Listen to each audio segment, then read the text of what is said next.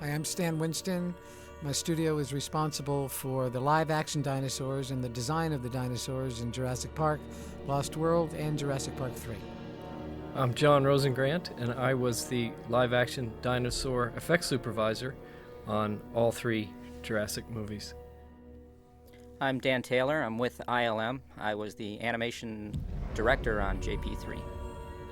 I'm Michael Lantieri, and my team was responsible for the mechanical effects on all three movies.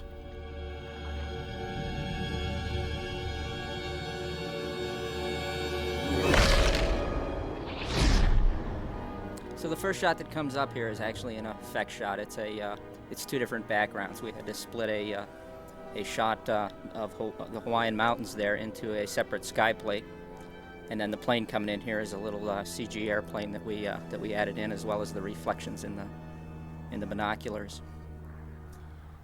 And throughout this sequence, part of it was shot at the island of Molokai, and sections of it were shot in Palos Verdes down here in Southern California.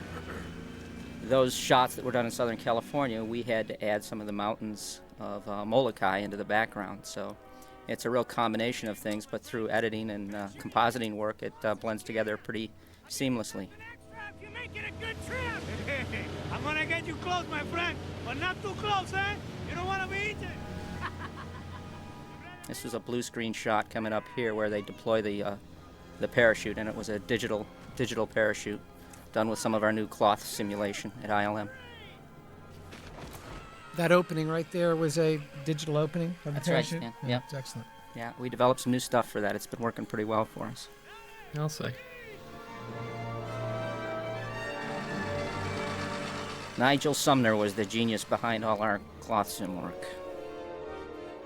Well, most people really think about us as having to do with the live-action dinosaurs. What most people don't realize is the two actors flying here, when you see them in close-up, are actually animatronic. We couldn't get any live actors to work in this movie, and we created them. We did that with Laura Dern later in the film. We had yeah. some digital Laura Dern, and you had your animatronic version of her, and Well, you can't tell. we'll be talking about the dinosaurs. The fact of the matter is the dinosaurs do look so real in this movie is because the dinosaurs are real. It was the actors that we couldn't get to go to the island where we actually found the dinosaurs and had to replicate them all, and that was a tough job. We actually have come to the point where we're compositing actors into real dinosaur movies. This is going to leave everyone confused. Okay. As it should. We're on the editing room floor. It's okay, we're all confused too. What was that? I don't know. As Dan said, one of the things to look for is the handoff between hanging and flying and real parasailing and digital canopies and animatronic people that are flying, indoor, outdoor, backlot, all different matching of water scenarios that Shelley Johnson had to light and try to blend together. I think that's the real key, too, now that we're on our third film here, is that we've gotten, I think this whole team has gotten really good at blending all these different techniques and using the appropriate technique at the appropriate time, and it's just a very seamless result. Now this is blue screen when they go away. That's correct. On that boat crash, we had to add a distressed area to the hull there where the hole was, so we had to replace a section of that hull with a computer image of the hull. Are this shot live or digital? This was live. But this shot was interesting. They did split it. That canopy actually flew in front of that mountain, and then Joe decided he wanted it to go behind the mountain, so we actually had to split it out so it would fly behind.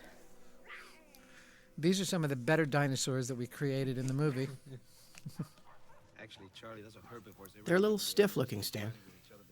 Well, it's just that they're not being puppeted properly. Power outage that day, I think. Or digital Laura Dern. You'd never realize it. Let's wait till he's 5. Right, sorry, Charlie. Ellie? Yeah. It's Tom again. He says he has to talk to you about the last chapter. Just tell him I'm not going to lose the Jack Horner quote. My editor thinks he's a paleontologist. That's good. Hey, Mark. Hey, babe. Look who's here. This is Alan. Nice to meet you, Alan. Daddy, Heard a lot about you. this is a herbivore and that's the dinosaur man. Dinosaur man. Jack, say my name. Is my name Alan? Is my name Alan? You used to know me. Once again, one of the trickiest things about doing another Jurassic movie is that the audience really believes that everything you're doing in this movie was capable in the last movie, and they couldn't be more wrong. The facts are is that each movie has been R&D for the next. Well, we couldn't have done what we did in Jurassic Park 1 had we not worked on technologies similar to that before Jurassic Park 1 in movies. In fact, the team of ILM and Stanwich Studio were together on T2, where it was one of the first times we blended CG characters and live action characters. In Aliens, we had built a full-size Queen Alien, 14 feet tall and hydraulic, and all of those technologies came together to allow us to do what we did in Jurassic Park, and we could never have done Lost World. Had we not done Jurassic Park, we definitely could not have done what we did in Jurassic Park 3 without all of the previous experience, and it really came together in this movie. The challenge is kind of always the same, Stan, where the idea is always to create the most believable, realistic creatures, in this case dinosaurs, that we can put up on the screen, and we're always challenging ourselves. We're always raising that bar just a little bit, to push them more towards realism, and at the same time keep them dynamic and entertaining. So there's sort of a real fine line you have to walk there. A good example of what we're talking about is the animatronic raptors in the first movie were cable and radio controlled. In the second film, there were radio controlled components and also hydraulically driven cables.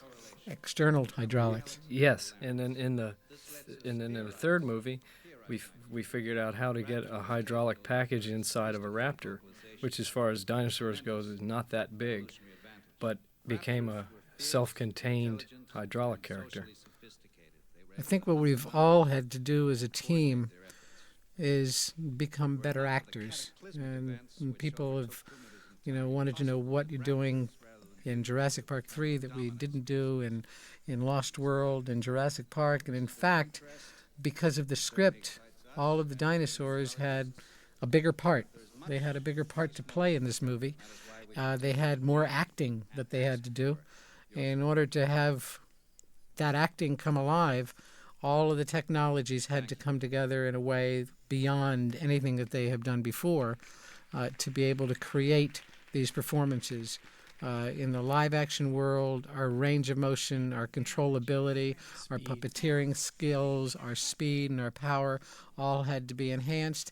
And I know in the CG world, the art, the muscles, the movement of the skin become so perfect that they've matched the live-action dinosaurs so perfectly that within a same shot in this movie, we have live-action and CG dinosaurs, and you cannot tell which is which. It's impossible to know what's real and what's Memorex.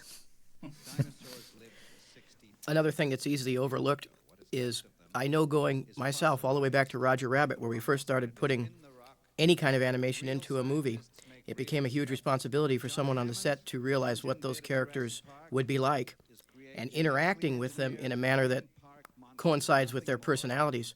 Along the way, we've purposely worked on films such as Roger Rabbit, Casper, Lost World, Jurassic Park, where we try to use these performance interactive effects to help sell their performances even more. And hopefully each time we do that, it goes farther and farther to where it's just seamless and you just believe what you're seeing.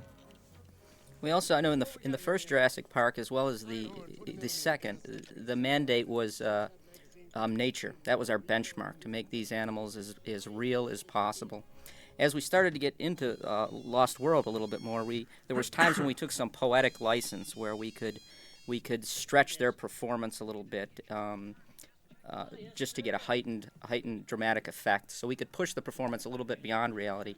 In the third one, we found ourselves leaning sometimes more in that direction, to where it was what I was always calling the coolness factor. If it was something that worked well within the shot, and we didn't take it too far, and we had Jack Horner there always making sure we weren't going too far out with the performance on these dinosaurs, we would push that performance. I found that if the audience within the first few moments, if the audience perceives the dinosaurs as real, you can then push the performance, and they're still along for the ride. So it was a constant juggling act of trying to find the balance between reality and entertainment. And like Stan says, it really is just the experience of these three. Where in our case, in Stan's case, it was the puppeteers that get more experience. In our case, it was the animators that were in there animating dinosaurs for the third time. So, and we had some people working on JP3 that had worked on the other two films. So, this is a real veteran crew that went to work on this thing. As far as the art that goes into this film, actually, this fossil that we just saw from above was actually a sculpture and a creation from the studio, and in 2 days. And we're always looking at this, and from the stretch between art and performance and science and technology, and I'm always thrilled when I'm able to just look for a moment at the art behind it. In the movie business, what happens sometimes is something just needs to be created quickly because scenes change or deadlines or when something's going to be shot changes, and that dinosaur fossil was a good example of that, where suddenly, if I remember right, it was weather caused it to need to be shot sooner, so it had to be sculpted and painted and put together in a short period of time. One of the groups that we always work very closely with would be the art department. As John mentioned, sometimes they get curveballs thrown at them and make changes and need things put together or designed very quickly. And we worked with Ed Verreau in this case and Rick Carter in the other two movies, and always trying to stay on the same page in terms of the overall design of the picture. They're very involved with what we're doing. This resonating chamber was based on some reality as well. Joe was trying to figure out how to make this look more realistic, and we came up with an idea. Joe and I talked about casting the inside of a dog's skull in its nasal resonating chamber. So we poured silicone inside and then pulled out the positive and saw what that looked like, and then increased its size and created a fantasy piece, because we don't have one of a raptor, but it was based on reality. That's being based on reality is really sort of the cornerstone of everything that we've all done together in each of the Jurassic Park movies, is with the fact that really no one knows the truth of dinosaurs. All we know is bones. But we do know, basically, based on the science, what we know from paleontologists, what we know from studying, what we know from our research, what muscle structure probably was there, what the skins probably were, given the way they are thought to have acted in nature, what the colorations could be. So virtually we've taken science and with our art based in reality, grounded in reality, created dinosaurs that paleontologists now will say are the most paleontologically correct dinosaurs that anyone has ever seen. In fact, given the movements, that the full body movements that were the larger, more dynamic movements that that were developed and created at ILM, now and through the animation, through all of their animation, paleontologists now look and they say now they know how dinosaurs moved. And so, in fact, artistically, we have created, with scientific research, what now science bases what the science is. So science pushed the art, and then now art has pushed the science. And because of what we have created in the Jurassic Park series, paleontologists literally now can say they know how dinosaurs move. And the reason they know is because it makes sense. Because you look at them and it feels right. There's no truth to it, but when you have a bone structure, a muscle structure, and a size and weight scenario, and then you put it together and figure out if it's this heavy, if it moved any faster, it would self-destruct. That's a real good point, Stan, that we do start by grounding them in known facts about the dinosaurs. Then we do have a point of departure then. If we're going to go away from that, we know where we're going, and we can still keep them definitely grounded in reality so they come across as real. as real dinosaurs. I remember when Jack Horner was at ILM one time, we showed him some tests of the Spino running. And I said, we had it up to about, I forget what it was, 35 miles an hour, I think. And I said, you think he really could have run that fast? And he said, no, but it sure looks neat. So, even Jack knows where that line is when we cross it, and if it's gonna work for the film, he's for it. But he does keep us grounded, so we know we do have a point of departure that's based on, like you say, scientific accuracy. These interior shots were all blue screen, and with the sky composited into the background. And there's been such advances in digital compositing now that you can't tell sometimes that it's even a composite shot. Now, I know coming up, Dan, we have this shot with the raptor in the dream sequence. Did you guys add to that or enhance in it, or was it totally our? As far as I know, that was all Just practical our, stuff, right, yeah. right. It works great, too. And it seems like it was intentionally lit to make the raptor look like how he did in the previous two films, because I was concerned that their coloration is different in this film. And Joe and Shelley said, well, let's just gray them out, make them look like they did in the other films. Gets a great reaction from the audience, this sequence. It does. It's a cute Muppet shot. Scary Muppet, very scary Muppet. Alan! Alan! Wake up. I'm almost there. Boy, the reality is it's just so much fun to work on films like this. And we're always doing little bits of sweetening here. There were some buildings back there that we had to take out to make it look more remote. I think we did a total of like 400 effect shots at ILM. For This is also through the windshield was matte shot, was it not? I mean, a digital composite. Yeah. That's right.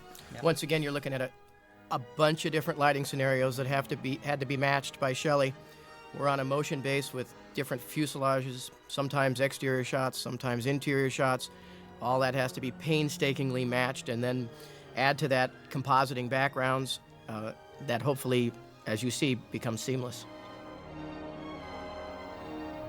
Because what the audience doesn't know is it doesn't all exist in Hawaii or in one place to match the script. I think, from what I remember, they had a hell of a time finding canyons and steep cliff walls. That's right. And a lot of people believe you can get a crew of 80 inside a 12-seat airplane. Here we are into our first digital dinosaurs. No, you can't. There we go. Yeah, this was our the awe shot, kind of an out of Africa sort of thing as they first arrive at the island. And what we did on a lot of our herd shots is we didn't replicate them in the computer, like do one cycle and replicate it. We did a lot of custom animation just to give it that sort of the type of thing you see in nature, where there are imperfections in nature that if you really rely too much on the computer, it makes things too precise. So we did a lot of custom animation on a lot of those runs. Look, out here you'll see a group of triceratops. Kirby, we have a landing strip up ahead. You want me to put it down? No. I told you I want to circle first, see the whole island. You mean set it down? You can't land here. What are you talking about? Hold on. I can explain. You cannot land on this island. Dr. Grass, It's gonna be fine. You just please, don't know. Dr. Everything's gonna be fine. Please sit down. Wait. Dr. Grass, will you please sit down? I love William Macy. I think he's so good, and I think Sam is so terrific in this. The whole cast in this film, I was enamored with. John spent all his time on the set, supervising all of the dinosaur work on the movie. But I would come to the set just to play with the actors. I had such a good time with them. It was a great group. Yeah.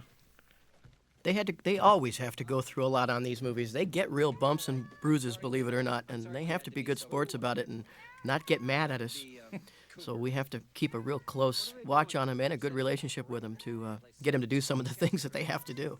And the dinosaurs, the live-action ones that we had on set, were really powerful. The Spinosaurus was 1,000 horsepower. He's 24 plus feet long, and that was only half of him. And he was 24,000 pounds. And Actually, 12 over tons. 12 and a half tons of dinosaur. The sequence that's coming up where we meet the Spinosaur, we initially meet him as a CG Spinosaur, and then we get into the airplane scenario.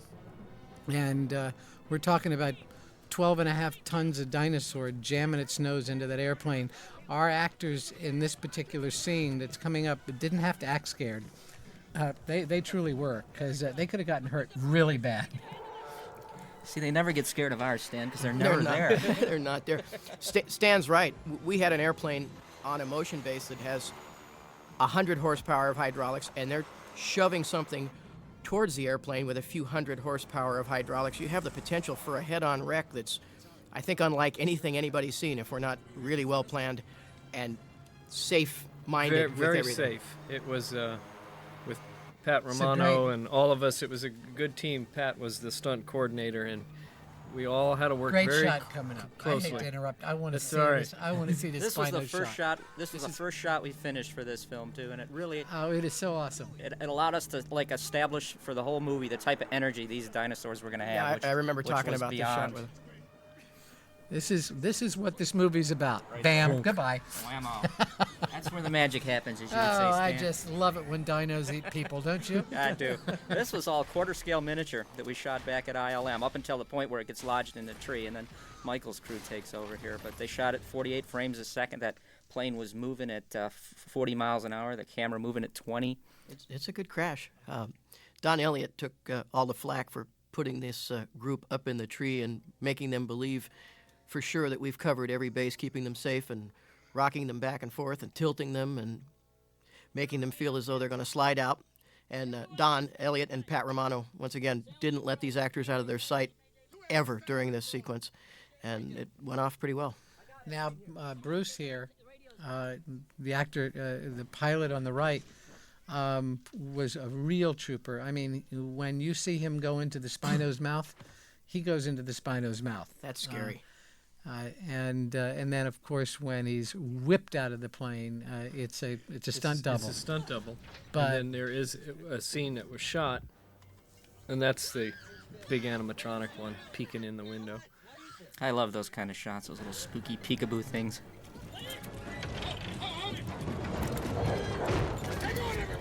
As quickly as this goes by in the film, I can assure you there's hours of rehearsal and practice. This was and days and days of shooting. Absolutely. Very, very, very carefully planned out, each This piece. is all real, going through Michael's breakaway plane, grabbing Bruce. Now that's the stunt man whipping around. That's Bruce. And it's Bruce that's going to get hit right here, too. Yep. Yeah, this is a great shot right here. Yeah. Now, that's a great shot because that was a combination live and CG in the same shot. All feet. That one was awesome. Yeah, all CG of him grabbing him. But we have so many of those, it's hard to tell sometimes, Yeah. you know? But But all we have those a- roaring shots. We do have a great combination of CG and That's and coming up animatronic right here. coming up right here, though, Stan.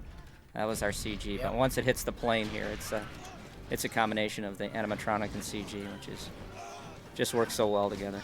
And once again, the challenge of pulling this off inside stage 12, making it look as though you're in the jungle, is something that shouldn't be overlooked. CG dinosaur coming up. Yeah, that was another very creepy shot. Then we got your animatronic foot coming in here. So Boom. now this is where we go to the mix of the CG and the animatronic. Those shots. The Your foot was on- real. Yeah. The rest of The rest of it was CG. Yeah, that foreground, the close foot was real, and the rest is CG, and you can't tell. That's your animatronic there. that was a quick foot shot of the animatronic. This is the animatronic tearing in. We designed interior and exterior crushing airplane fuselages to be shot for each sequence. Had to make them safe. Seats that would fold down, keeping safe areas that were designed Now, by Pat Romano for When his he's people. going in there, those actors are very close to getting hit Very by close. 1,000 horsepower, And- 12.5-ton dinosaur. And now the CG dinosaur, when they're running, with all this, there is no way of knowing what is what. And you know what? The the mistake I made myself in this commentary is just a sign of me looking You're at not this kidding. movie and going, I don't know what we did. Yeah. Well, that's it. They Which blend is together. very, very cool. They blend together Yeah. so well. You know, one thing that we did too on a lot of our shots this time is we'd crop into the background plate with the dinosaurs, and we added what we were calling like a reality cam. You know, looking at reference footage of animal attacks and stuff, there's always this loss of cinematic control that happens with the cameraman, obviously, because he's, you know, scared out of his wits. So we tried to put that look into a lot of the camera moves, you know, both in that Spino attacking the This is plane. a big dead Parasaurolophus carcass. And that this we is when did. we bring back our T-Rex. This is a refurbished one from Lost World, the male Rex, and that's all live now. This is CG running. And you can see the camera shake there, that sort of reality cam that we put into these, and we use it That's extensively. a real Spino foot with the. Us and a CG dinosaur coming up. And now a total CG battle. Well, There's a couple of add-on pieces. Yeah, there's a though. couple shots in here that are. But yeah, this was a lot of fun. This was This was something out awesome. of King Kong, and This the is crew, so awesome. The crew just got so jazzed about this. The Again, audiences freak over this. yeah, you can see the whole reality cam thing happening here. And we just had such a great crew. I wish I could sit here and tell you every one of their names, because there's an army behind this stuff, and they're all very talented people. That's all of filmmaking. Is that Yeah. every department, everything. It's huge, great crews. So read the credits. Don't leave until the That's credits right, end. all the credits. So that's That's it. a real one coming off of the dead real head. John, yours aren't real. They're animatronic. Oh, okay. They're real. They're real to me. They're real foam rubber metal. Everyone. We did everything we could. No one would help us. The Costa Rican government said this is a no-fly zone. The U.S. Embassy, that's our U.S. Embassy, told us we should accept the inevitable. Can you believe that? You let a 12-year-old go parasailing alone? No! He wasn't alone. He was with a friend of mine. Ben Hildebrand. Paul and I divorced over a year ago. All right, so why me?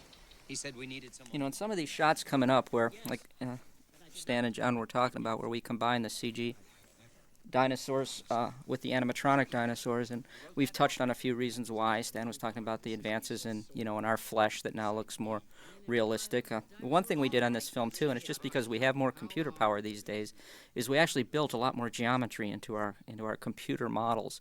In the past, any of the smaller detail, the little bumps on them and stuff, would be sort of a 2D fake-out trick. In this one, they actually had all the little bumps on their skin texture, which reacts to the light a lot different than the other ones did, as well as there's been some amazing developments in our digital lighting tools. We also took when we painted these models, we actually went and shot photographs, you know, technical views of the ones that Stan and John had put together, and mapped those onto our CG dinosaurs. We had to go in and make some adjustments, you know, with painting on top of them. But those things are some of the reasons why these, you know, why we're now able to put our CG dinosaurs right in with the animatronic ones, and you can't tell the difference. So. The stuff that's coming up with the Raptors is my favorite. Yes. As far as because I've, you know, I always, you know, have this line that we don't do special effects. We create characters for film. Always like to feel that we're, you know, actors. And with what's happened with the CG and the live action world with the Velociraptors, they are such good actors. We have in the live action world, the guys have created such a greater range of performance and subtlety and controllability of the puppeting of these raptors, that their performance is so neat. You can see them listening and thinking and acting and reacting with one another, reacting with the actors, and then to have their performance enhanced by the CG dinosaurs, which can do so much more than what we can do in the live action world. We've as a team created really cool characters in this movie, and the Raptors are my favorite new dinosaur, and they're not new. So. But along those lines, when we started this movie with the Raptors, the art team was secretly disappointed that we were doing Raptors again, because we wanted to do something new. But then we all thought, okay, well, let's have them evolve. Let's change the colors. Let's change their faces. And Beautiful design, by the way. Oh, that was awesome. And the quills that are in progress of turning towards feathers because of all the research that's coming out now saying that velociraptors and birds. The connection between the two. So it was all fun things to blend that and to reinvent the raptors to create a new character. They evolved. They evolved as paleontology, as the science of paleontology has evolved over the years of the series. We pushed more toward the bird. And we were so glad to see those quills, I want to tell you, because it gave, with a dinosaur, there's not much facial movement. They're like a crocodile that you can get for anything. But with those quills, when they would get angry, and we'd take those quills and make them stand up, or when they were timid, lay those quills back. It was just one of those details, I think, that added something new to the awesome. raptors. Paint and tile, yeah. Never can tell about people, can you? Ain't that the truth? People always ask about that, the color schemes. How do you know what they look like? And we don't. But back to what we were talking about, what Stan touched on earlier, it's all borrowing from nature and looking at different lizards, iguanas, birds. Male birds are more flamboyant, so we put in, the brighter reds into the male raptors, and the female one is, a little bit duller in her color scheme. But elegant. She is gorgeous. Having the animatronics on set there, too, obviously the actors love that. They have something to react to rather than, we put up a little tennis ball or something and say, okay, that's where the dinosaur is going to be. But one thing that amazed me when we got into this thing, and I think part of it is because they do have the animatronic dinosaurs to react to, is that when the dinosaurs aren't there, when we get a clean plate that doesn't have a dinosaur in it where we have to add one, they look like they're really afraid. I mean, I know these are top-notch actors, but when you look at the plate, you go, all right, there's, Taya running away from a raptor. You start to put the raptor in there, you go, oh, my God, she's terrified. And I think they have that frame of reference to draw from with the animatronics that are right there on Absolutely. And you know what's happened with this method of creating creatures for films that are grounded in reality and that have to deal with human actors, by not relying on any one technology, by bringing the technologies together, you raise the bar of the performance of everything in the movie. By having the live-action dinosaurs there, any actor will tell you, I started out as an actor, that 50% of acting is reacting, and the best actors will tell you they'll give a better performance with another good actor. So the fact that the actors do have dinosaurs there to react to does, in fact, allow them a performance that they can bring back when they're not there for the CG dinosaurs.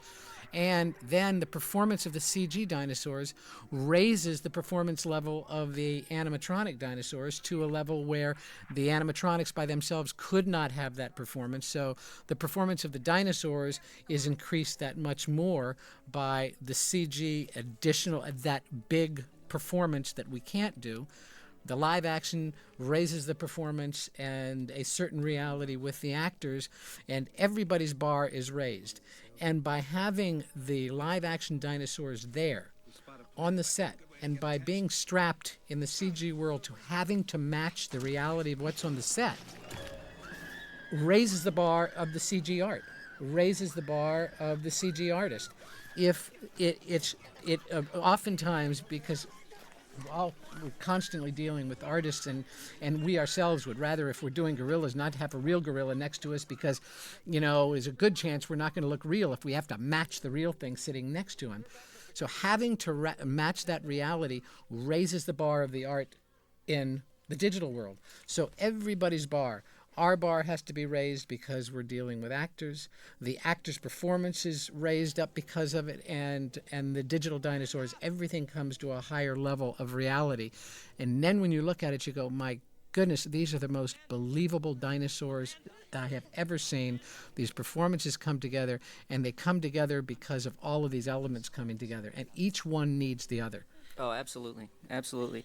Well, like we've always said, it's kind of a two-headed monster we put out there, and and I always get a kick out of, the general audience doesn't know where one starts and the other one leaves off, and it's always fun if you're talking with somebody and you're sort of pointing out where they are and they have no idea. So I think it's a very seamless union that we put on the screen. Unknowingly, I think visual effects has certainly not challenged but put a call out to all the actors to raise their bar as well, to respond to things that are now capable that were not capable 10 years ago. So in a certain aspect, we've almost become cheerleaders or acting coaches to try to bring them along with this whole technology that's moving so fast and making films that are put together differently. And I think the flip side of that also is true, Michael. I think that if you get right down to it, any movie like this, the only way we can believe this movie is by the performance of these actors. Oh, absolutely. By their reality. And if you don't believe that they believe, we're not going to believe. Doesn't work. If you don't totally believe the performances of Sam Neill, of Taya, of Alessandro, of William H. Macy, if you're not with them, you're not with the movie. And no matter what we do in the technical world, in the effects world, in the digital world, in the animatronic world, none of it will work if we're not with these people right here. If we're not afraid for them dying, we're not going to be afraid of those dinosaurs. That's true. We don't follow them in this story. I mean, these are the storytellers. These are the people that the audience really relate to. They don't relate to dinosaurs. If you start rooting for the dinosaurs, we've lost. We've lost, absolutely. I wonder if anyone out there does root for the dinosaurs. Well, I think with some people you do, yeah. I think, you put a bad guy in there, you want him dead. But in this particular case, in this movie, it's such a thrill ride because, at least for me, I'm so with these characters. I find them so much fun. It was the lawyer, though, on the toilet that I think Michael's referring to. Everyone was sure loved it when he got eaten. There's a few out there that you want to go. That's not this movie. No, it's really not. You really do like this. You like this group a lot. You like this group. We've enhanced a lot of these shots that were shot on the back lot here at Universal, with matte paintings to extend mountain ranges in the background and that sort of thing. This was the famous "Smoke is Our Friend" sequence, I think, where we really tried to hide some of Hollywood Lake in the background. There's a fairly simple shot coming up here. I mean, simple from as far as what we were doing at ILM. But it's a very effective shot, and it's the little raptor. Running by. It's I love that. Very creepy little moment that happens out there. And that brings up a point that special effects. To me, it's harder to make a good special effect shot. There it is. I love that because we can do anything now. Between the animatronics and the CG, we can, and all the practical gags and stuff that Michael comes up with. There's very little we can't do.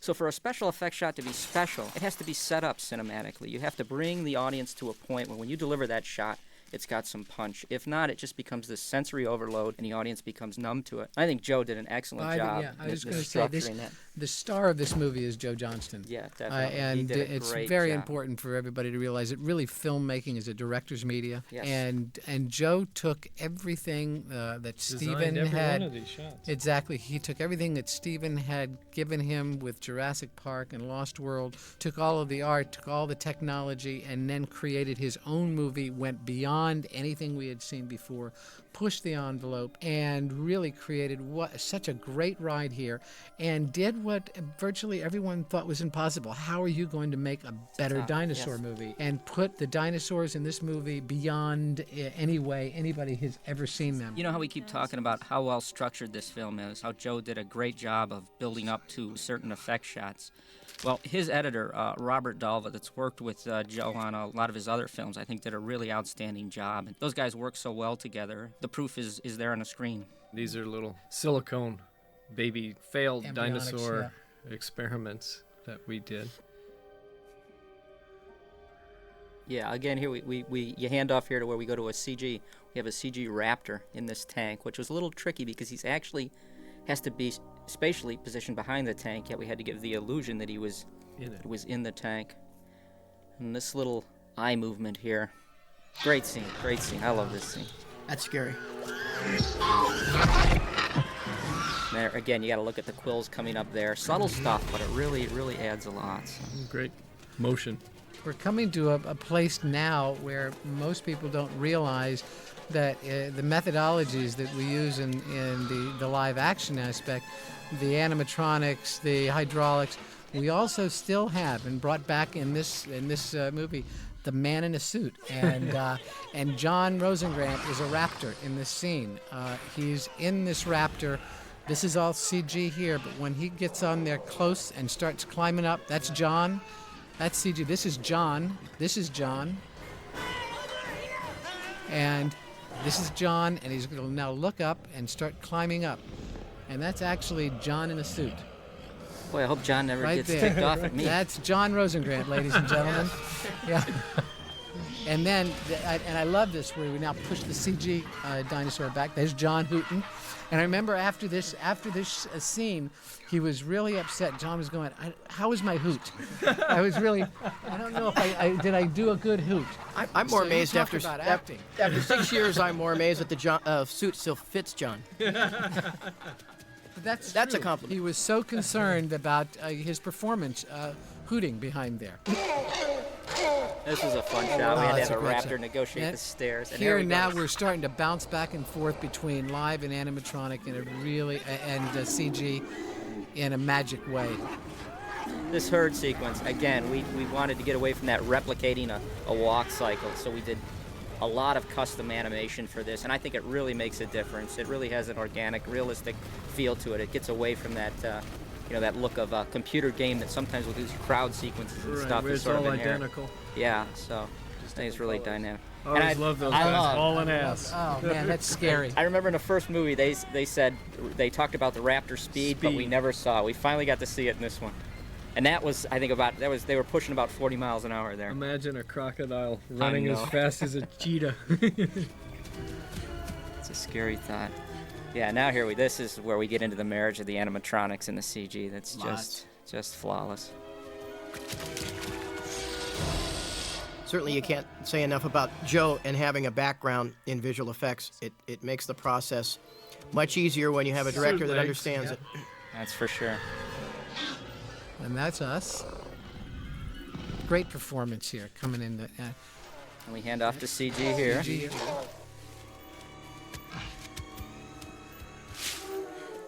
Scraping the bush. We have a lot of these. You'll see the raptors, the CG raptors, bump into bushes and that sort of thing too. In the past, I love that.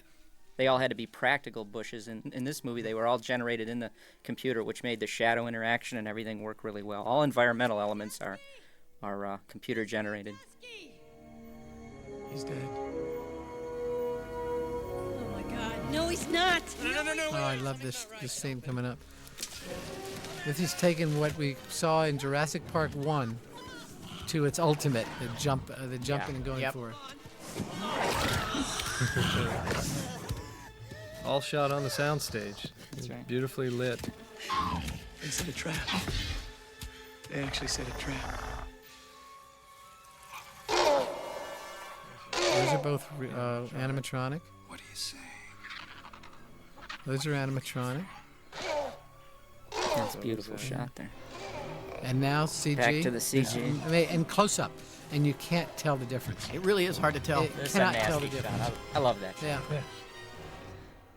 And you had, Was that close up animatronic? You had Jeter on rigged the- up on on his head? cable Dan? rigs and all Oh, that. yeah. I know we shot a All close-up where it grabbed his head. Was that spliced in between? Yes, it was. It was. Yes, So that it was So that was. bookends I think we of- had to remove your sneaker from the I'm background. sure you did. It was the suit one. Oh, here we go. So that was a combo right there. This is CG, but Now when it this popped is up, here's where it, in the same shot, live on the left, CG on the right.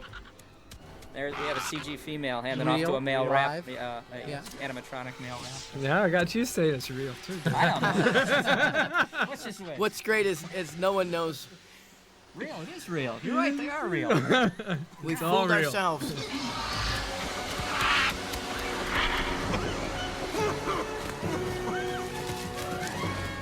Great scene.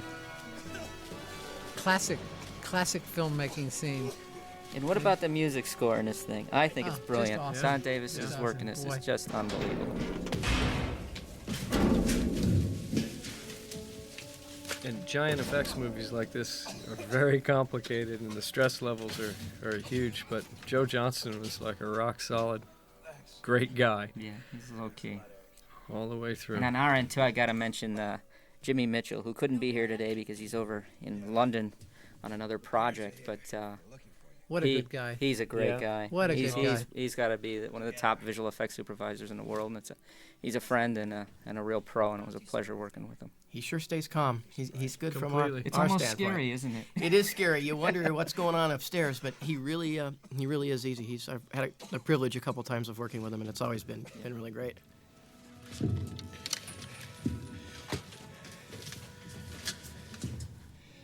Larry Franco, I think, deserves. You're Alan Gray. He's, Larry and I go back 30 years. yeah, he's the when I best. was an What's the apprentice. first film you did?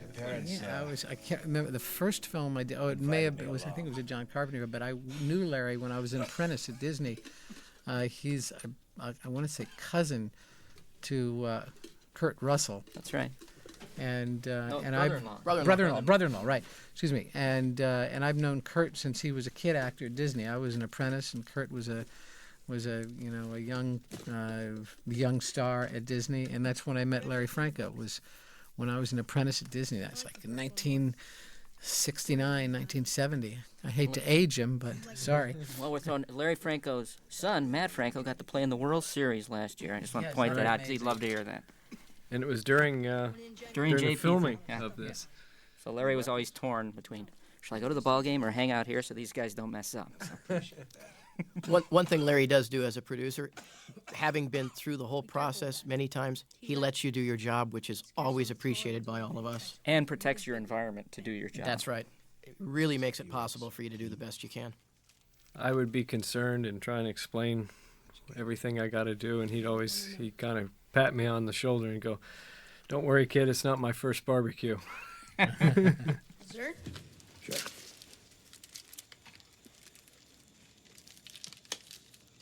Eric, I had to tell you, I'm astonished that you've lasted 8 weeks on this island. Is that all it's been? Trevor's such a good young actor. Well, you're alive, and that's the important thing. And thanks to you, that's one thing that we have. That's another this scene that'll be coming up later. Maybe not want to talk over it so much. When he's attacked by the baby pteranodons, that's a perfect example of, again, all the technology coming together and all the performances, the bar of all the performances raised because of all of it working together. Whereas there are pteranodons on him, biting him, real puppets, and he was actually getting hurt by them. And within that scene, there are CG pteranodons flying in and getting him. So he is reacting. He's giving a total real actor's performance reaction to the baby pteranodon attack. And the baby pteranodons are, in fact, their performances, we're locked to all we can do, minimally. Which was, quite a bit, though, with the puppets on him. Very old-fashioned style rod puppets. But then the CG pteranodons flying and moving just raised the bar. I was very concerned about this, by the way, I think is one of the coolest CG dinosaurs. Yes, the Ankylosaurus. These, I am so. I say if there was a shot that just holds up totally by itself. And it's right in your face shot. too. Yeah. So that one works. We had the shot before that of the compies too, which I really liked. There was a little bug that flies around, and the compy shows its aggressive nature at the end by taking out the bug. That was Pete Dalton animated that. He's one of our better animators. It was great that we brought the compies back just for their little what do you call it? Cameo. That was their cameo. They're cute. Yeah. Cute and nasty. They're nasty. That's always we always look for what we call the fear factor. When we're approaching any one of these dinosaurs. Okay, what's the fear factor? Like, what's the fear factor with the raptors? The fact that they're lethal and intelligent. That's pretty scary. With the Spino, we thought, well, he's big and he's dumb, but he's got this, crocodilian type mouth. So I think something like that, something big, dumb, and strong, is pretty scary to me. I don't know about you guys. So. Compies were always sparrows on acid. They were. They were. There's a little frightening land piranha. Protect your windshields. With teeth.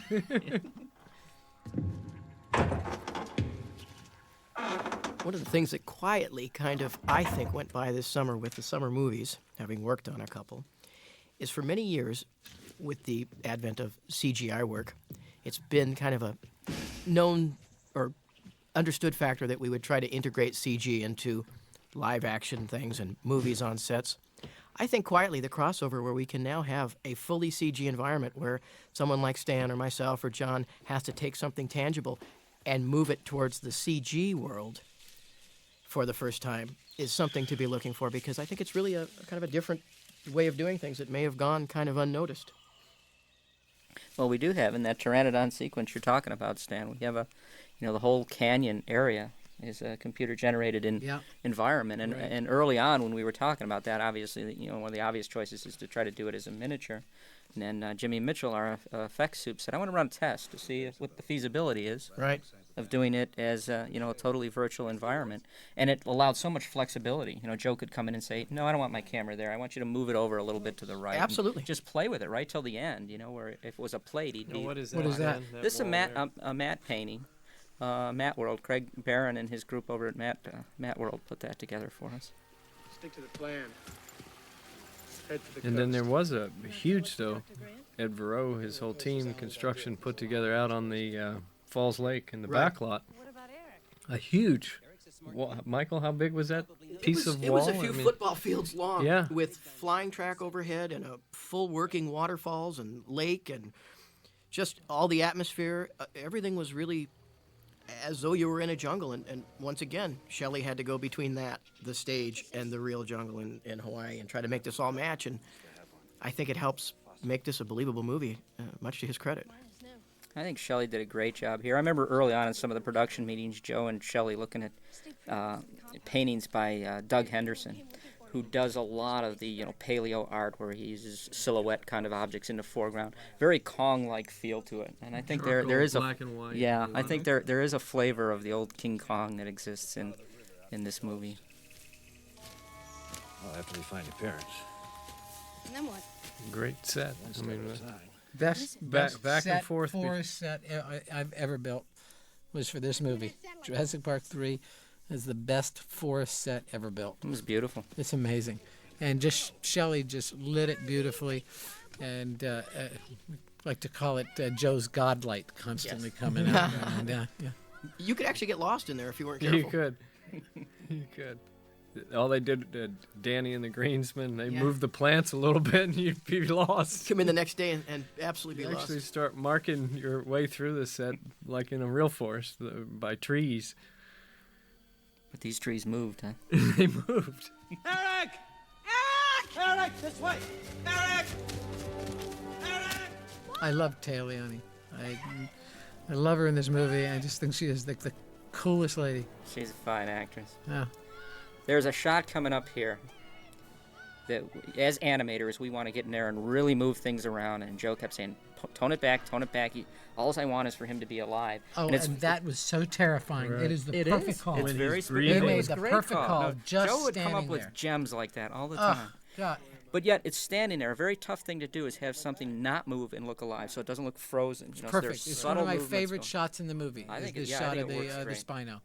And then what's neat, he explodes from that still moment into the high energy of that, Right. you But know, it's over like the a top run. real animal. When you come across them in a forest or whatever. Yeah. I was fortunate enough to go to Africa once, and you see these things. Yeah, They're not dead doing still. anything. They don't do anything. Then they just burst out in energy. Truly could be one of my favorite shots, if not my favorite shot in the movie. When I suddenly saw him for the first time standing there, I said, "Oh, that's so cool."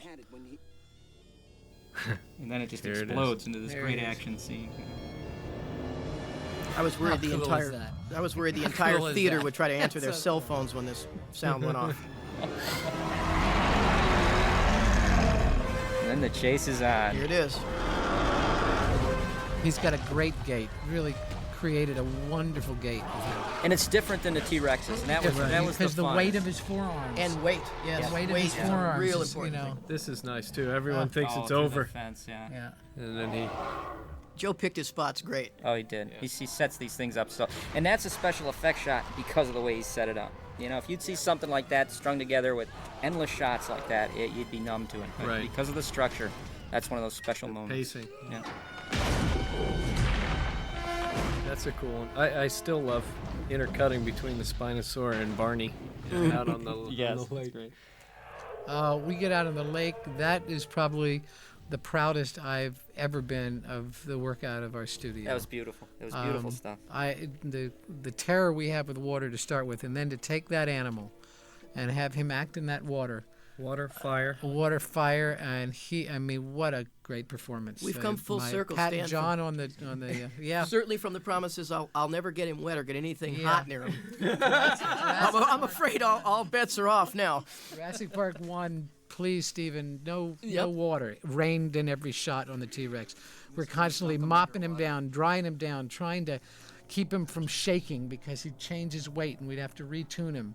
It's like a giant And sponge. then Lost World, Stephen, no more water, please. He sends us through a waterfall in Lost World. That's right. So then Joe Johnson's coming on. I'm going, okay, we've got a comrade. We're not going to have to worry about the rain and the water.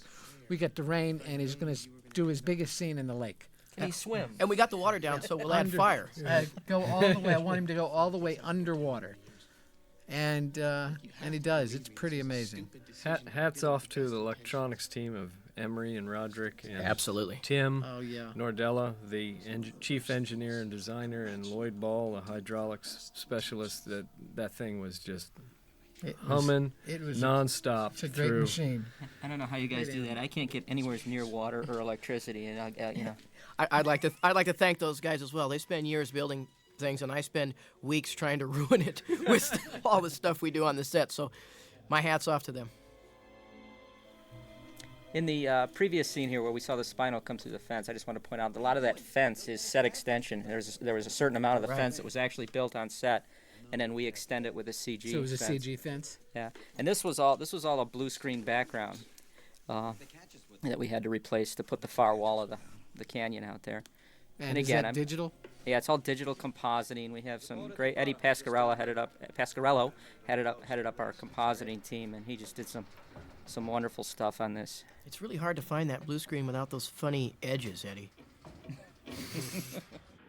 The stuff coming up, the sequence with the pteranodons is a favorite sequence for me in the entire movie.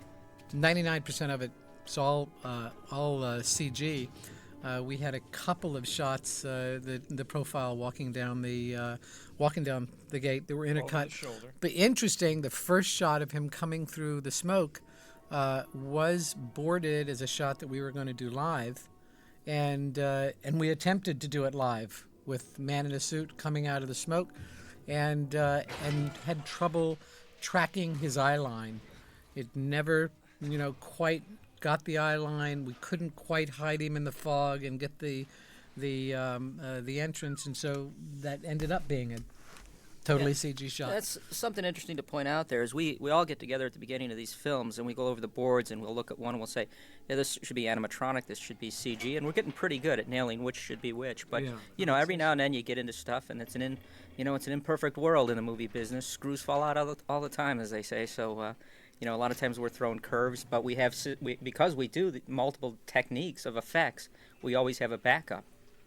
Whether it's a CG shot that becomes an animatronic or an animatronic that becomes a CG shot. I mean, when it's an animatronic, they usually shoot it with the animatronic and then without, so we have a clean plate. So we just really cover all the bases when we're out there. But either way, Stan, I agree. The shot coming up is a very creepy, very neat creepy, shot. very creepy. And again, hats off to Joe that he would not compromise until he got the shot to work the way he wanted. This is one of and his it ended first up being- ones. Yeah. First shots that Joe had, I think, really clearly defined in his mind, and it's the thing that got me very excited about the pteranodons because it is so spooky of the image of this giant thing stepping out of the fog. What's Really interesting, eerie. too, is we took a different approach to the walk. You guys established the walk in the catwalks that we used anytime you see it, like in profile or three-quarter. But this straight-on shot, we had to take it a whole different direction for it to look right. So it's a completely different type of gait that we've got. Well, do you know that I actually, if you hadn't heard it earlier, I actually thought that this first CG shot of him coming out of the fog was our shot. See, we're even fooling Stan Winston, folks. You're fooling me constantly. That's how you know I it's said, working. yeah, that was us. I said, no, it wasn't. No, it was a CG. In a few years, No, we'll we did forget. that. We did do it. Another great build-up, too, if you look at how Joe structures this thing.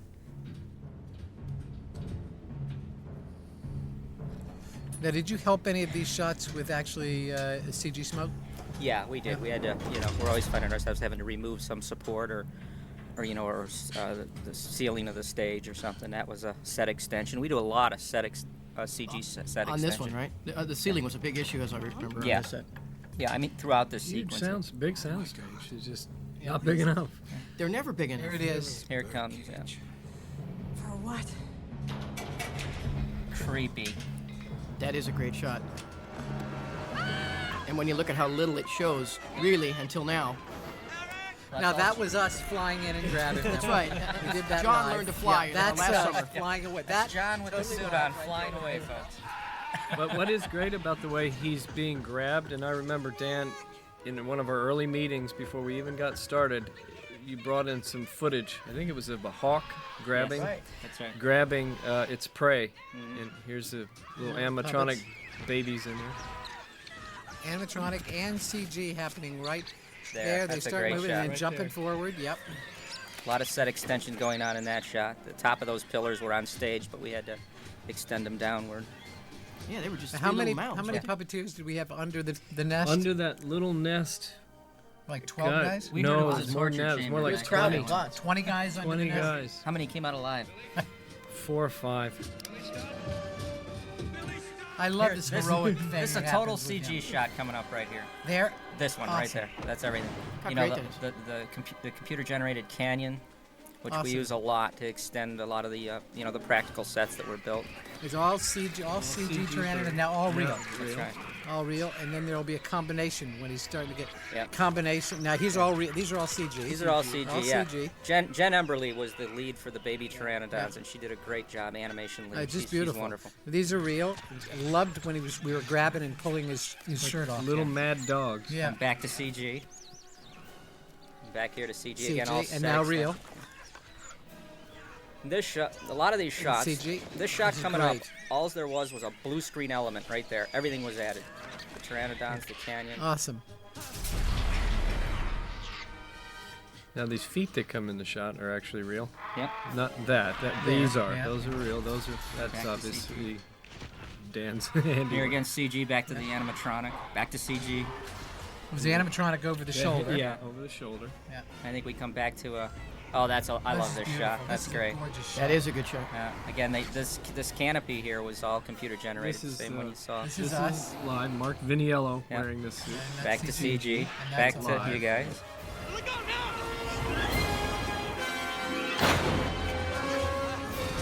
I just love the pacing on these sequences. Yeah. Great. This shot I like too. This is a great setup. This is a great shot. You got the CG Pteranodon falling Yeah, into the and water. the cage. That was a big rig Nailed for with the cage. Oh, your man. team, That Michael. that there. whole It was a huge rig. that whole working in water, and this is that set as well with the practical waterfalls and all that. Working in the water is always. Now is that CG grab there to the of the Yes, parasail? I think so. Yeah. Yes, it was. The canopy was all CG. Yeah. This is total CG, this shot here. And I gotta mention John Zdankowicz too, who was our Pteranodon, our adult Pteranodon animation lead on this thing, did a great job.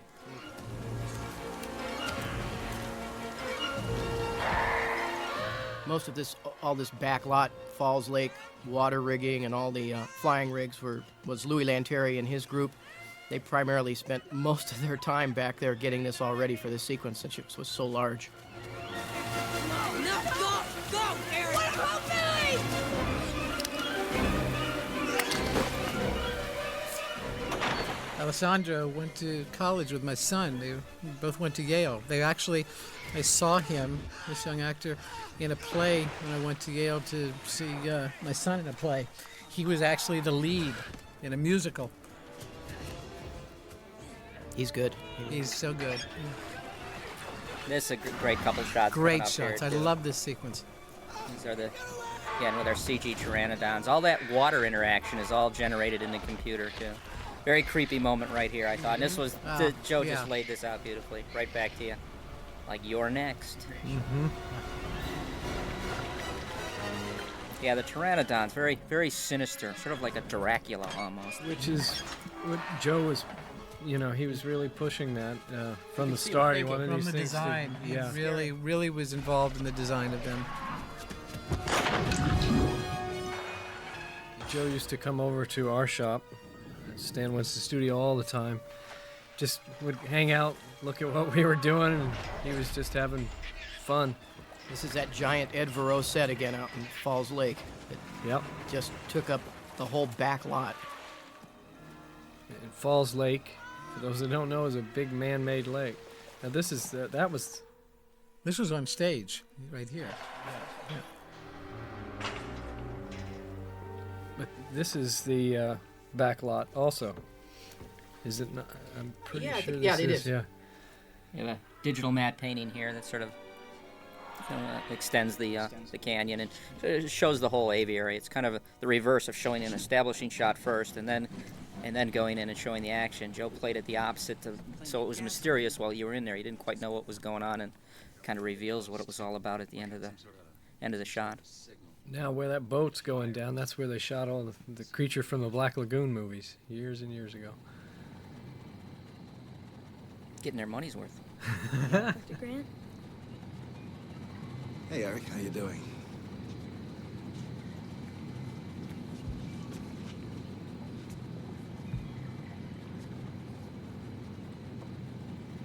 Sorry about Billy. You know what the last thing I said to him was? We've got a sequence coming up here that's they call the Dino Valley, which is the one of those awe where the audience is supposed to go when they take a look at him. And I think it's a beautiful shot. It was a beautiful background plate that we got that Shelley photographed. And it was also an example to really show off some of this new flesh sim we have, because on the small, brachiosaurs. Yeah, on the brachiosaurs, right. On the smaller dinosaurs, it's there, but it's not as obvious. When you have a large animal, with looser skin, you can do more with it. But one thing that was interesting, we found out, obviously it works great on the large dinosaurs, the brachios and what have you. But even on the raptors that are really tightly wrapped dinosaur, it gave the skin a much more organic quality. And we really noticed it when it wasn't there. In other words, when we do renders without it, we go, something looks wrong, And it was, so it's one of those subtle details where we're sort of pushing the envelope. Well, we're going to get an And we love putting birds in there. You see that little bird that flies off his back? And yeah, sure. nature. Yeah, and just all the environmental elements that we put into these things.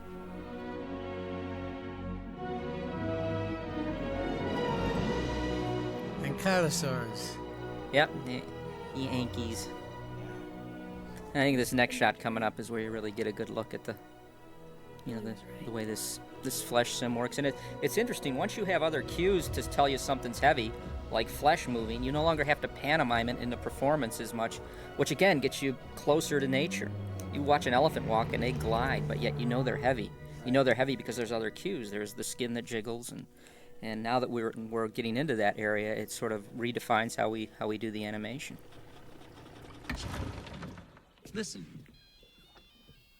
This This another is cool really scene. funny. I love Yeah, I this. love this. And they pull out then they get their friend comes and visits him, smells the Spinosaur. Yeah. That phone, I actually ran across something online that tells you how to program your cell phone to do that jingle. We should tell the horror story of when we get to the Spinosaur, John, of the first shot of the Spino with the fin coming up. That was my worst moment in the entire film. We weren't far behind you with the fire, so. Yeah, we built a spine that was going to come up out of the water. It was working, and then it ended up breaking free, and water's Falling tough. over. It fell over, and Artis Robinson, the first AD on the set, he was a pretty funny guy, and he said to me when he saw it breaking loose, This is a fun character. And this was the T-Rex modified to a Ceratosaurus by Ken Bryan, our model supervisor. But just to finish that up real quick, he says to me, John Rosengrant, your spine is going east, west, north, and south. What can we do about it? And I said, there's nothing. It's sinking now. Is this shot that we have, though, part of what we got? Right here, that's right, yeah. This isn't CG. This is us. No, this was just before it died. the spine coming again, up. though, Stan, I No. do No? believe this is. We this is didn't get it then. And I think No. it's because Joe got into specifics about how he wanted the fin to Oh, okay. undulate and things Wait a minute, like this isn't practical, this shot coming up? No, With the spine in the water? The spine No. literally broke before the shot. No. They got a piece of it, but And it was also going too slow, wasn't it? I think it Couldn't was. get the Yeah, speed up. Couldn't get the speed up. So a simple shot like this is very interesting. Again, we thought, we built this whole spine rig to come up out of the water, and we had to end up it being replaced with the CG spine. But then, again, too, Stan, there's that one a little further on here where the Spinosaurus comes up behind the boat here. It's coming up real quick. That they originally thought they were going to do CG. Right. Right here. This is the This is CG, but this northeast, shot. west, and south spine. Right? Yeah, this shot they were going to That's- originally do CG. Right. And that's live. Yeah, and that's live. So That's incredible that could all be live and still keep working. This is all live, but it was a CG break, wasn't it? Because I remember we swung around for that shot where he broke part of the boat. No, that's real. no, I that's think real. we did it. It's all real. Not confusing live. ourselves with this. Yeah, now That's we're amazing. confused, sorry. That was all Yeah. live. I think it was all live. No, I know the 'cause I remember test- dinosaur was. I know the Spino was all live. The The hit Spino's you're all talking live. There was no. He really performed in the water. Yes, I'll he tell you. did. He really It performed. was a in the neat backdrop for him because you could see Yeah. his silhouette and his look up against the sky. This was neat. This was the boat being turned around him because he was fixed. He could go forward and back on a track, but he couldn't go in circles. Once again, remember, everybody was in the water.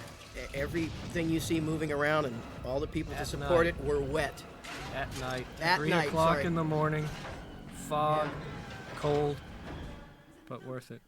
now a couple of those hand shots were CG, and I think the other one was practical. So and you can't tell which is which. You can't. The grab was CG, and then we had the arms locked Locked onto the And cage. then I think when he pulls off, it's back to us again. Now, also, a really neat scene is when the animatronic Spino is fishing in the water for this cage. Oh, that's a great shot. Because he, at 1,000 horsepower and his weight, He 12 moved that tons, water. he's moving that water around like a real creature. I think everybody dreaded this sequence coming up, knowing it was nights and water. We were going to dunk him in a cage. Yeah, underwater. exactly. Everything about it is just difficult. And once again, this is Joe. Hats off with the Barney and the Yeah, that's a nice. Yeah, Look at this, here look at it is. This guy is going for the water. I love that. Yeah, that's It's great. great. Comes up, That's- roars.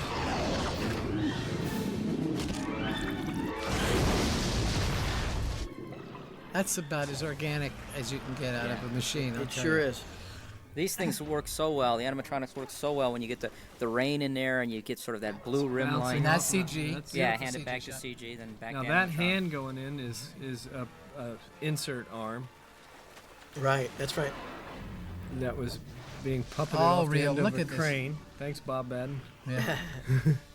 No Key kidding. grip And then helped Joe had us the- out immensely. Joe finally had the idea to find a construction crane somewhere and put this all together out in the middle of the lake. Remember when we finally completed this sequence, or the boards on this sequence? We had to go find a construction crane that was in a graveyard, put Now, it which of together. these shots? That's us. There are a couple of shots coming up that I don't even know. That's us. That's ILM.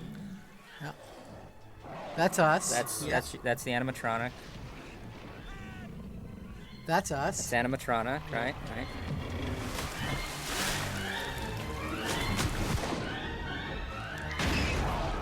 That one's CG. That's his CG. That's a CG hit on a reel. That's a big old crane. real crane. Yeah, Yes, that's it is. us. Back to That's- animatronic. yeah. That crane was about 8 tons worth of steel, and Pat Romano and, That and was Don us. Elliott spent Yep. many hours working out this That's sequence. CG. Great handoffs here. Yes, really good. What was that? That was us. Animatronic. And that was us. And this is us. We turned and looked. And back to CG. And here. now back to CG. And us. This is live. This is all live. The Spinosaur ended right behind his hip. So That's a when you're great CG shot. This is a whole great. This sequence This is whole great. sequence. Oh, that's beautiful. Look at that. Beautiful. Yeah. All the That's a interfire. great. and, Yeah. and the wetness on it. Everything. Yeah, the shine on it.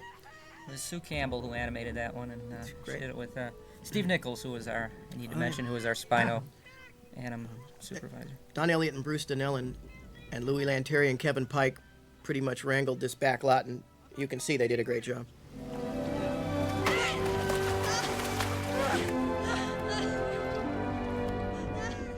Now that looks like it could be a match shot, and it's all real. All Mhm. the fire in the back. Remember when we went fishing? So now we're going to get into the Now, final my favorite scene in the raptor movie. scene. Again, a nice combination of our stuff. Glenn McIntosh, who came up with our raptor design as far as the animation design, would key off sometimes some of the head movements you guys would do on yours, and it was a real back and forth.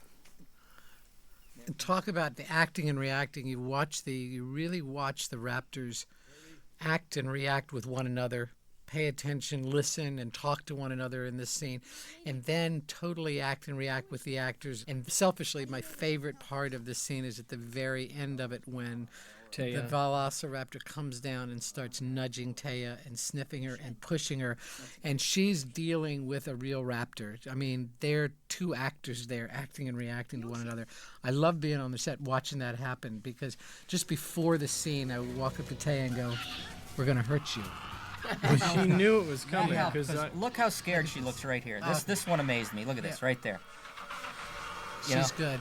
She's terrified right What I said to her is that the machine itself feels like a real horse, because it has about that much power. So when it would actually push against her... This is beautiful work, by the way. This is just beautiful work. I like her It's all strut. CG. Oh, Yeah, it's neat. great performance here.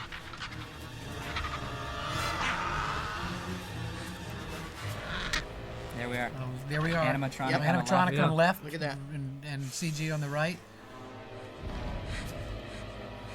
Now real. And watch it. And just watch them acting together. I love this. Chris Swift did a nice job. That's a good shot right the there. lead Look at this. puppeteer on this. This is so good. This is spooky. And the machine could really hurt her. I mean, because it had a lot of power.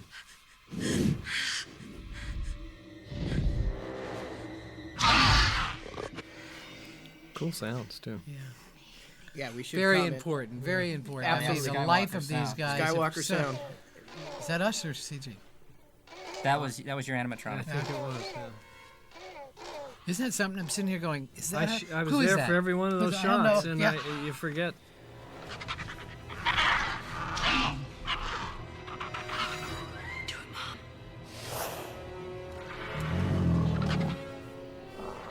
And watch this performance when they hear it. I love this. I love what happens to them. It's like, what the hell is that? I love that. No. Call for help. This is a nice shot coming up here too, where the CG raptor starts to move in and Yeah. the animatronic raptor Great. growls This and is backs great. off. That's what I'm saying. It was great to have that to cue off of when we Look were at doing them. the Hey, look at them. Now Look at this. she's hearing the Yeah. helicopters. What's so impressive is the match of the swiftness of movements between the animatronic and the CG. Yeah, They're right on. We really got them to move much faster mechanically this time. They made a huge difference. And that's just a head that's reaching and it picks it up, and then it goes to a wider, full animatronic, And then then to to the CG. We always thought it would be funny when that male raptor picked up the egg that he bit a little too hard and the yolk fell. it. Sure. And then he splits the other way off screen, right? Well, gosh, Aruna, you guys did a great job. I believe those dinosaurs are real. Well, everyone did a great job here. Well, there's certainly something to be said to have ILM behind you, pulling this stuff off. These shots, too, we actually had to make the army bigger. We had to add helicopters, extend boats down the... add soldiers. You know, Joe said, my army's not big enough, so we get in... A lot of the stuff they do at ILM with is invisible. You don't even realize that it's an effect shot.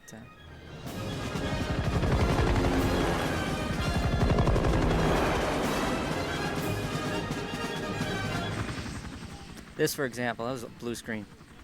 That's great. Yeah. So they weren't really there. That was a blue screen element that they... It is. There's subtleties that you just would never pick up on. Well, it allows them to do it. I mean, years ago, you'd have never thought of doing something like that as a composite shot, you know. But between our part of the process is making directors comfortable with what we do so that they feel free to make the movie to match their visions. And again, what you said about Joe coming from this background, Right. he's already comfortable with it. Well, as comfortable as anyone gets with the effects. Yeah. I'm not comfortable. Yeah, that's what I meant. As much fun as it can I possibly don't be. know how any of this stuff is done. Sure, it's gonna work. Yeah, I'm sure. not comfortable myself. I don't think you want to be. I think we even had a couple boats here out on the horizon. No storm sea shadow, Roger.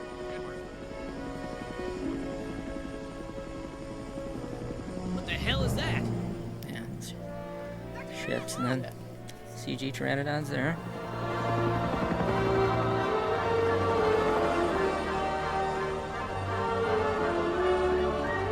Where do you think they're going? I don't know, maybe just looking for a... To Stan's conference room. That's right. I dare them to nest in Enid, Oklahoma. Maybe in a few years we'll know where they're going. You bet we will. Let's go home. And then we'll have the same feeling all over again of the ghost of the first three That's right. wanting you to do a better job, or at least equal the work. No, we gotta top it. Gotta top Gotta it. Sam top is it. so good in this. The actors are all so good in this. They made a great difference. love 'em They all. were just We put this shot together from, I think it was 2 or 3 different cloud backgrounds that Joe had picked. And then we'd put a CG layer of cloud in there to sort of help with the transition. This was love Joe's the touch. life of the wings, the life of the skin. right. Just really yeah, they're not wonderful. just sticking out there doing nothing. Well, they flap too. You get that Right, again. they That, get that's wind the, ripple. yeah, that's dynamic simulation on the new Flesh Sim. That, Well, so, and Joe good Johnson. job, guys. Cheryl Tack at Universal deserves mention for her contributions to JP3. She's Larry Franco and Joe Johnston's assistant, and believe me, those 2 guys can keep you pretty busy. And she did an outstanding job of always keeping us in the loop up at ILM. We always knew when changes were coming or where they were heading with certain shots. So thanks, Cheryl. Steven Spielberg and Kathy Kennedy, what do you say? Once again, thank you. Our professional lives are, all about creating movie magic, and you've created a world in which all that's possible. Mark Miller, when it comes to visual effects producers, he's the best of the best, and he always manages to keep us laughing. Teresa Carrero, she's an outstanding young producer, and she was a delight to work with. Thanks for keeping us all out of trouble, and long live the big board. ILM's been around for about 25 years, and in that time we've put some extraordinary images up on the screen. We've been fortunate to be involved in all 3 of the Jurassic Park movies. The fact that we've been around so long is no fluke. It starts with the upper management, and they realize that their main resource, or their greatest resource, is the talent that they hire. Our CG supervisors, Kevin Barnhill and Christoph Harry. Compositing supervisor, Eddie Pasquarello. CG sequence supervisors, Samir Hoon, Steve Mullen, Robert Weaver, and Chris White. I had a crew of over 30 animators on JP3, and I'd especially like to thank my lead animators, Sue Campbell, Peter Dalton, Jen Emberley, Glenn McIntosh, Steve Nichols, Tom St. Amad, John Zdankowicz. You people are the best. Creature supervisor, Tim McLaughlin. Digital model supervisor, Ken Bryan. Technical animation supervisor, this was the guy in charge of all the muscle dynamics, Dennis Turner. Way to go, Dennis.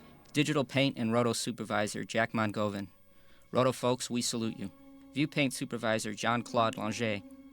Match move supervisor, David Washburn. ILM art director, Eric Wrigley. Animation sequence supervisor, Paul Griffin. Research and development supervisor, John Anderson. I'm not sure what planet John's from, but we're all glad he decided to make Earth his home. Location match move supervisor, Lanny Cermak. Visual effects editor, Bill Kimberlin. Miniature visual effects director of photography, Marty Rosenberg. Model supervisor, Charlie Bailey. ILM computer systems support, Ken Byer. ILM editorial technical supervisor, Mike Morgan. And of course, our senior staff, Jim Morris, Gail Curry, Jeff Mann, Patty Blau, Chrissy England. And for their support on this production, whether we were laughing or crying, I want to thank Bryce Parker, Adrian Anderson, Damian Carr, Stuart Lauder, and Ken Mariyama. I personally want to thank the best animation crew I've ever worked with. It has been a privilege. And last, but certainly not least, Mr. Lucas. Without George, there would be no ILM. I'm sure you all know what a great job Universal does of putting together these DVDs. They're always a lot of fun. So a special thanks to Laurent Bouzereau and Marianne Mancy. Thanks a lot, guys. Well, hope everybody enjoyed this. I did. Yeah, It was a lot fun. of fun. We hope to do it again sometime. Later, guys.